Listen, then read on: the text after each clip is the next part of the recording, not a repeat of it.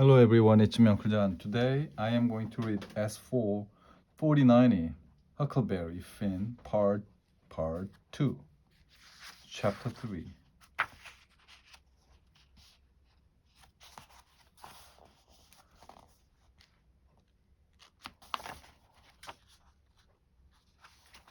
Huck and Jim traveled south. For some days, everything went along quietly, but we were getting bored.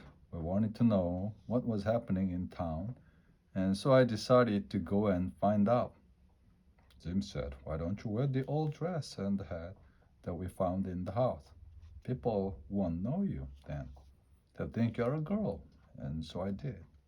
Just after it was dark, I got into the canoe and went up the river to the bottom of the town. There I left the canoe and went on foot. Before long, I came to a little house, which was always empty. There was a light on, and when I looked through the window, I saw a woman of about 40. She was a stranger. That was good because she didn't know me. So I knocked on the door. I must remember that. I'm a girl, I said to myself. The woman opened the door. "Come in," she said. She looked at me with her little bright eyes. "What's your name?" she asked. "Sarah Williams," I replied. "I'm going to see my uncle on the other side of town. My mother's ill, you see, and she needs help." "Well, you can't go there by yourself now. It's too dark, dear. My husband will be home in about an hour. Wait for him, and he will walk with you." And then she began to tell me about all her troubles. I was getting bored with all this until she said something about Pop and my mother. "Who did it? Who did it?" I asked. "Well," she replied, "some people say old Finn did it himself. Other people think it was a slave who ran away that night. His name was Jim. They'll give $300 to anybody who finds him, and they'll give $200 for old Finn. He got drunk and left town with two strangers. A lot of people think he killed his boy, and he's going to come back one day and get all Huck Finn's money." "And what about the slave?" I asked. "Oh, they will soon catch him. People want the $300. I think he's on Jackson's Island, you know. I've seen smoke there. My husband is gone to get two of his friends, and they are going over there with the gun later tonight." When I heard this, my hands began to shake. The woman looked at me strangely, but then she smiled and said kindly, "What did you say your name was?" "Oh, Mary Williams." "Oh," she said, "I thought it was Sarah." "Oh, well, it is Sarah Mary Williams. Some people call me Sarah, some people call me Mary. You see?" "Oh, do they?" She smiled again. "Come on now. What's your real name?" "Bill, Bob." "I know you're not really a girl." But then I had to tell her another story with a different name. I said I was running away. She said she wouldn't tell anybody and gave me some food before I left. I hurried back to the island and Jim. "Quick, Jim," I cried, waking him up. "They're coming to get us." We got out the raft as fast as we could, put all our things on it, tied the canoe on behind, and moved off down the river. When it began to get light, we hid. When it was dark again, we traveled on. On the fifth night, we passed St. Louis, and we decided to go on down to Cairo in Illinois, sell the raft there, and get a boat to Ohio. There are no slaves in Ohio. We slept for most of that day, and we began our journey again when it was dark. After some time, we saw lights on the Illinois side of the river, and Jim got very excited. He thought it was Cairo. Jim got the canoe ready, and I went off in it to take a look at those lights, but it wasn't Cairo. After that, we went on down the river. It was very dark that night, and it wasn't easy to see where we were going. Suddenly, a big steamboat came at us very fast. The next minute, it was right over us. Jim and I jumped off the raft into the water. The boat hit the raft, and went on up the river. When I came up out of the water, I couldn't see Jim anywhere. I called out his name again and again, but there was no answer. He's dead, I thought. Slowly, I swam to the side of the river and got out. I saw that I was near a big old wooden house. Suddenly, a lot of very angry dogs jumped out at me. It made a terrible noise, and someone called from the house. Who's there? George Jackson, I answered quickly. I've fallen off a river boat. The people who lived in that house were very kind, and they took me in, gave me some new clothes, and a good meal. I told them that my family were all dead, so they said I could stay with them as long as I wanted. It was a beautiful house, and the food was good there, so I stayed. A few days later, one of the slaves in the house came to me and said, "Come with me." Together we went down to some trees by the river. In there, he said, and ran away. On the ground, I found the man asleep. It was Jim. I was really pleased to see him. When the steamboat hit the raft, Jim told me the raft didn't break up. Jim swam after it and caught it. Then he began to look for me. We decided to leave at once. It's all right living in a house for a little while, but you feel more free and easy and comfortable on a raft. Chapter 4, The Duke and the King. 2 or 3 days and nights went by. Nothing much happened. We traveled at night when it was dark and everybody was asleep. We didn't want anyone to see Jim and ask questions about him. Then one morning, just after it was light, found a little canoe. So I got into it and went over to the side of the river. Was looking round when suddenly 2 men ran through the trees. "Help!" they cried. "There are men and dogs trying to catch us." "But we have done nothing wrong." One of the men was about 70 years old and the other was about 30. And they both had very old dirty clothes. I said they could come with me, and we ran quickly back to the canoe. Back on the raft, we talked for a time, and then the young man said, "My friend, I think I can tell you my secret now. I am really a duke. My grandfather was the son of the Duke of Bridgewater, but he left England and came to America. When the old duke died, my grandfather's younger brother stole everything and made himself the Duke of Bridgewater. Well, of course, we were all very unhappy for our friend, the Duke. But he said, 'I'll be happy if you do things for me. Bring me my dinner.' So we did things for him, and he liked it, but the old man spoke very little, and he looked unhappy too. After a time, he said, 'You know, Bridgewater, I do have a secret.' And he began to cry. 'What do you mean?' the Duke said. 'What's your secret?' And then the old man told us that he was really the first son of the King of France.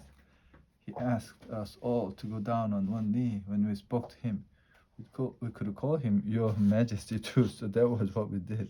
And they were both happy. Of course, I knew that they weren't really a duke and a king, but I didn't tell Jim. It's best if everybody is happy when you're living together on a raft. The king and the duke were very interested in Jim. Is he a slave? They wanted to know. Is he running away? I had to tell something, so I said that Jim belonged to my uncle and was taking me to my family in New Orleans. "Well, we'll travel down river with you then," said the king. "We'll have a fine time together." So the 4 of us went on down the river. But Jim and I didn't like those 2 men. They were always getting drunk and making plans to get money out of people in every town. It's all right to take a chicken or something if you're hungry, but these men were really bad. Jim and I decided to get away from them as soon as we could. It wasn't easy because they wanted to be with us all the time. Then one morning the king went off into town and told us to wait for him. We waited all morning and he didn't come back. So the Duke and I went into town to look for him. We looked all afternoon, and in the end we found him in a bar drunk, and then he and the Duke began to fight about some money. "Oh, we can get away from them," I thought. I turned and went back to the river. "Quick, Jim, it's time to go." But there was no answer. Jim wasn't there. I ran into the woods, calling and shouting Jim's name, but there was no answer. Just then a boy came along. "Have you seen a slave?" I asked him, and I described Jim. "Why, yes. He's a runaway slave. I heard all about it in town. A family called Phelpses have got him now." An old man in a bar told Mr. Phelps that there was a runaway slave on a raft down by the river. He said he hadn't got time to take the slave back himself, so Mr. Phelps gave him $40 and they went down and caught the slave this afternoon. The Phelpses are going to take him back to his owner and they will get $300 for him. I know those two men were bad. I asked the boy where the Phelpses lived and he said it was a big white house a little way down the river. I began to make plans to get Jim back. Took the raft and went down to a little island. I hid the raft under the tree and lay down to sleep. Before it was light, I went off down the river in the canoe. When I thought I was near the Phelps' place, I stopped, got out of the canoe, went up to the house. Suddenly a lot of dogs went out. They came from everywhere. They made a terrible noise. A woman about 50 years old went out of the house with some little children behind her. She was smiling all over her face as she took me by the hands and cried, "It's you at last, isn't it?" I didn't stop to think. "Yes, ma'am," I said. "Well, what took you so long? We thought you were coming 2 days ago. Your Uncle Sila goes to town every day to meet you. He's there now, but he'll be back soon." I couldn't tell her that she was making a mistake. "Tell us about them," she cried. "Tell me everything." I knew then that I had to tell her, but just then she cried, Here is quick, hide." She pushed me inside the house and behind the front door. Her husband came in. She asked him, "Has he come?" "No," her husband replied. "Look." "Why, who's that?" The Phelps cried, surprised. "It's Tom Sawyer." She laughed. When I heard that, I nearly fell through the floor, where was a big piece of log. It was easy for me to be Tom Sawyer because Tom was my best friend. He and his brother Sid lived with Aunt Polly up in St. Petersburg. I knew all about them. Now, I learned that Aunt Polly had a sister who was Mrs. Phelps. She and her husband were Tom's Aunt Sally and Uncle Silla. And Tom was coming down south by boat to stay with them for a bit. We all sat there talking, and I could answer all the questions about the Sawyer family.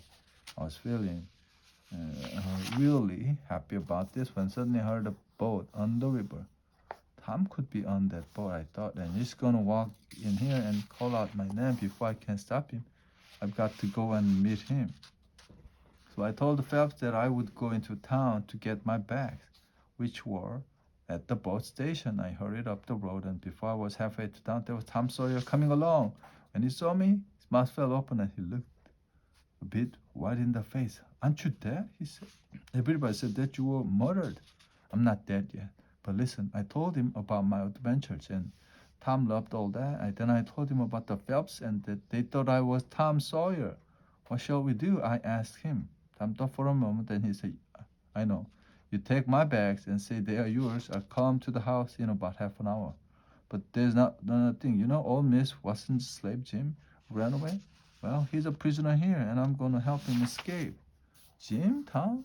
But then he stopped and thought, "Right, I'll help too. I'll make a really good plan." He looked very excited. So I'm back to the house with the bags, and Tom came along half an hour later. He knocked on the door. When his Aunt Sally opened it, he said it was Sid, Tom's brother. He wanted his visit to be a surprise for his dear old Aunt Sally, he said. And Sally was very pleased to see Tom and Sid. She thought it was wonderful. She and Uncle Silas were really nice people. When we were alone later, Tom and I talked about Jim's escape. I said I had a plan, and Tom listened to it. "It's a good plan," he said, when I finished, "but it's too easy. It's gonna be a real escape, like a real adventure in a storybook. So we want something difficult and dangerous. Now listen to this." He told me his plan. I knew it would be a good one because Tom's plans are always crazy and exciting.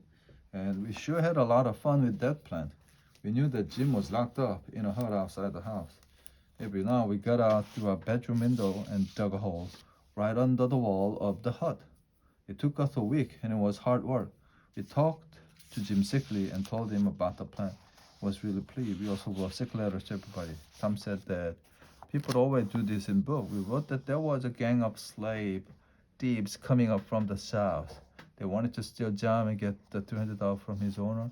Then the friends got very excited, and on the night of the escape, I went into the sitting room, and there was a crowd of men there, all with guns. I ran and told Tom. He said that this was really